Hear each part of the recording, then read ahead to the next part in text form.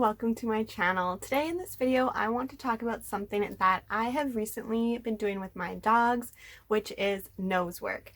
I do some nose work games regularly with my dogs, which is basically just filling empty toilet paper rolls with a treat.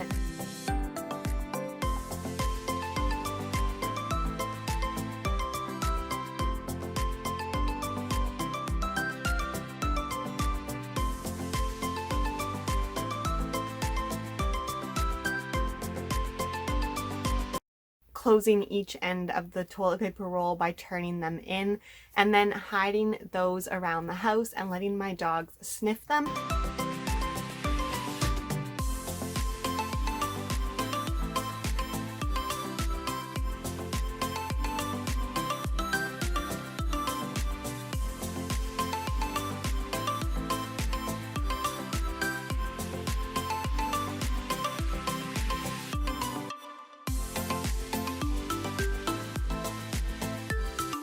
So they are already a little bit familiar with using their nose to find things or to solve problems. And they do know the cue word, which is find it. They know that that means they have to use their nose and they have to search. Sometimes I will scatter treats in tall grass or use something like a snuffle mat, which also teaches them to use their nose to find treats or rewards. But I'm going to be taking it another step further and teaching them nose work a little more traditional. And I think that these few ways that I already mentioned are really great starting points if you want to teach your dog. You can do those little games. I've made videos on them before, those kind of games before starting to do what I'm doing now. Or you never know, you could just start with this, see what your dog likes. If your dog isn't picking this up, then go back to teach them some of the easier games like the hiding treats in toilet paper rolls. I love using nose work because it is very mentally stimulating and using their nose to solve problems, which comes very natural to dogs.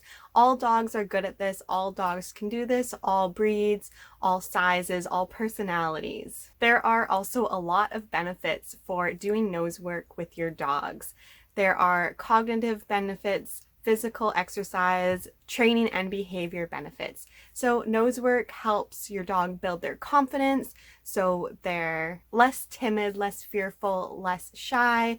It can really bring them out of their shell, builds their self-esteem and their independence, so it can be great if your dog has separation anxiety or any sort of behavioral issue. It can really help them feel more confident and able to deal with problems and issues on their own instead of feeling anxious or fearful. It's great for hyperactive dogs or for dogs that are just more active in general. I have a cattle dog and she lives in the city, not on a farm, so she is very active and I need to find ways to challenge her, give her little jobs, tire her out instead of just always going on a long walk. She needs to have that mental stimulation as well. And my other dog, the Jack Russell Terrier mix, she also is very active, so this is great for them. So mental exercise, mental stimulation, they learn how to problem solve, which helps them in everyday life and everyday activities. Sniffing is also very soothing for dogs, so it helps them calm down. It can help with anxiety.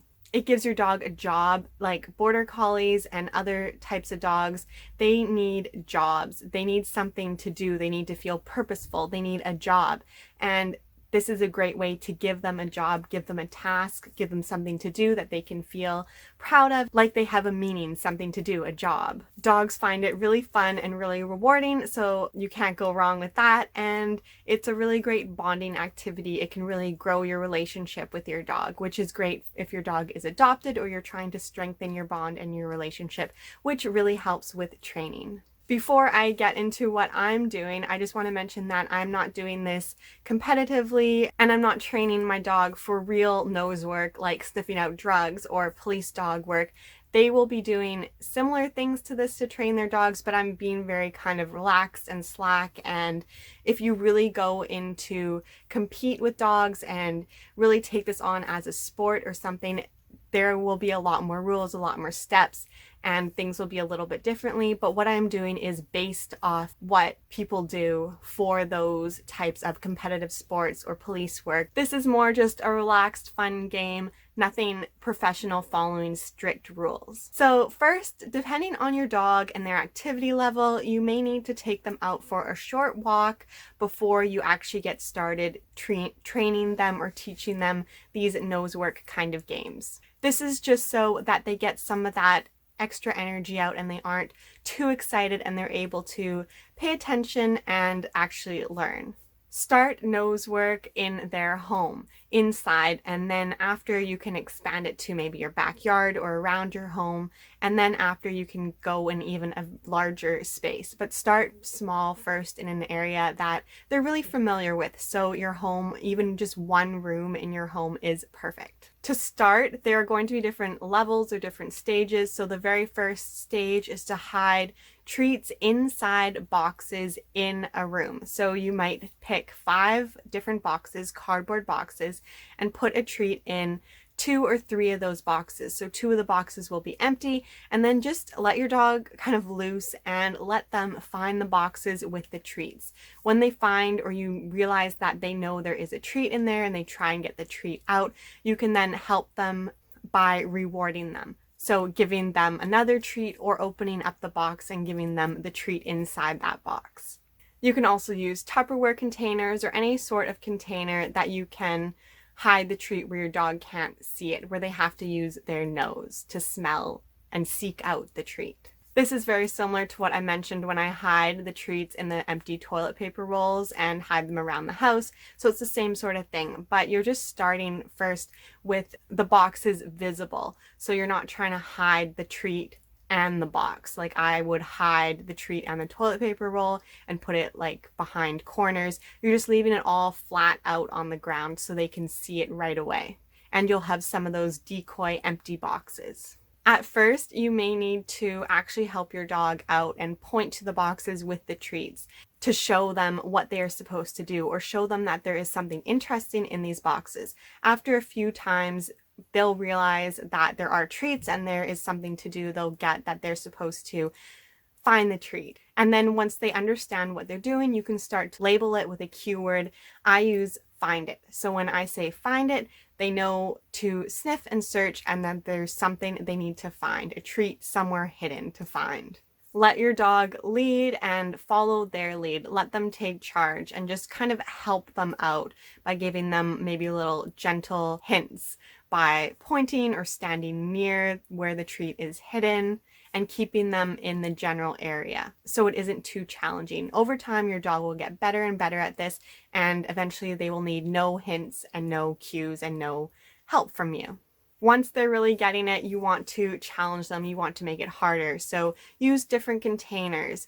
Make the containers harder to smell through. Hide the containers under things like under the bed, under the couch, or around corners. Don't have the containers or the boxes completely visible. There are a lot of different things that you can do to make it a little more challenging, or put some boxes in one room and some down the hallway and some in the bathroom, and just spread them around the house instead of in just one room like the living room. So you can hide treats under things, behind things, and also up on a higher level. Obviously not too high that your dog can't see or smell or reach, but maybe on top of the couch and under the couch, or on top of ledges that are lower down. And if your dog is ever struggling or seems bored or frustrated or angry, stop and come back another day. Again, let your dog lead. Don't push your dog. If you are feeling frustrated or overwhelmed, so is your dog.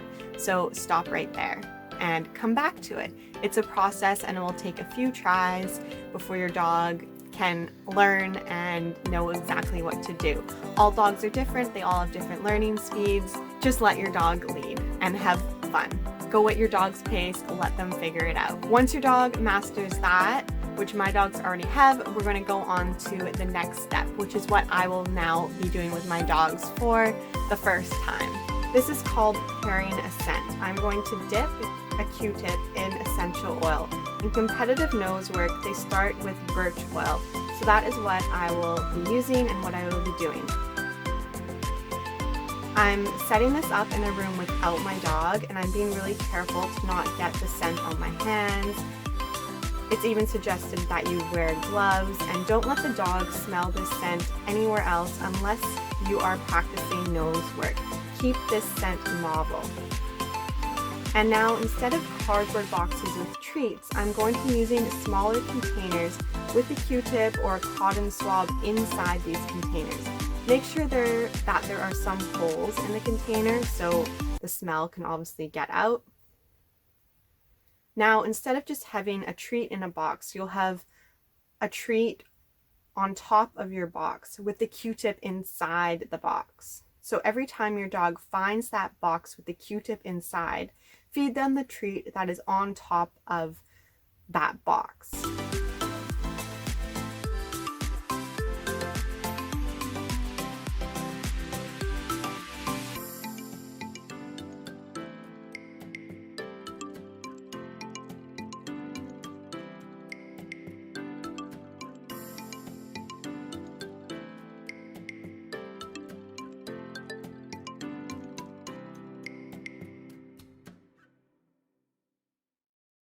So you're just adding another layer. You're having the box with the scent inside, and then you're having the treat on top of the box.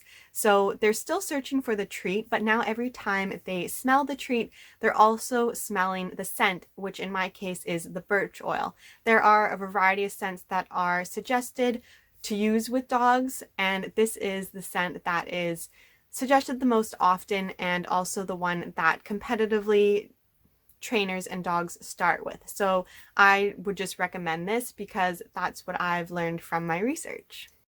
Next, you will want to do some very easy trials. If your dog's nose hits the scent container, reward him immediately.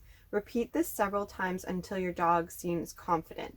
This is a very important step. You must feed the dog or reward the dog with the treat at the source of the odor, of the scent, of the cotton swab, or of the container. If the dog continues smelling the container and the tin, you can feed your dog while they're smelling. After repeating this a few times, switch the tin so your dog doesn't rely on memory to know which to go to.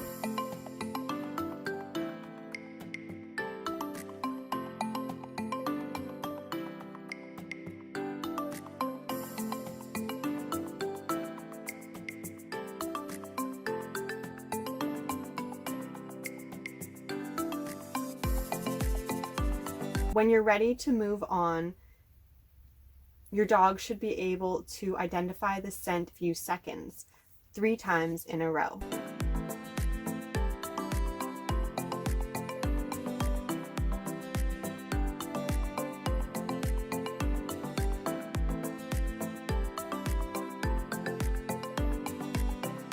Now, these containers that I use, you can also get your dog used to the scent by holding a cotton swab with the scent in one hand and a treat in the other. Your dog will go automatically to the hand with the treat, and just wait your dog out. Let your dog sniff that hand, lick that hand, whatever they need to do, and wait until they go to your other hand, which has the cotton swab with the scent on it. And the minute they investigate that scent, say yes and give them the treat. You can also say a cue word that you wish, like find it, and then give them the treat.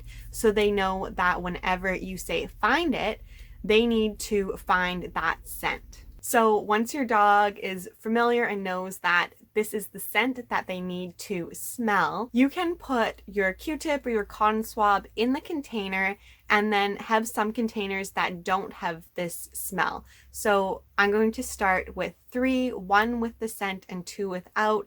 And every time my dog points out or goes to my container with the scent, I'm going to reward her. Over time, I'm going to expand this so that I can hide the containers around, just as I did with the treats. But for now, I'm keeping them just open on the floor where she can see them all, just to get her really used to and confident and knowing that what I want her to do is find that scent in that container. They're actually spice containers, so that's a really great suggestion that you can use because they have the holes to shake out the spice. When you pick a container where you're going to be hiding the cotton swabs, you're going to want to use this same container every single time. So your dog will get used to seeing this container and know what they're doing and that there's a scent that they need to find. So your dog will get used to seeing these containers and know exactly what game they are playing. So your dog will start to recognize these containers as a cue for what they're supposed to do, which is sniff out the scent and find the birch oil.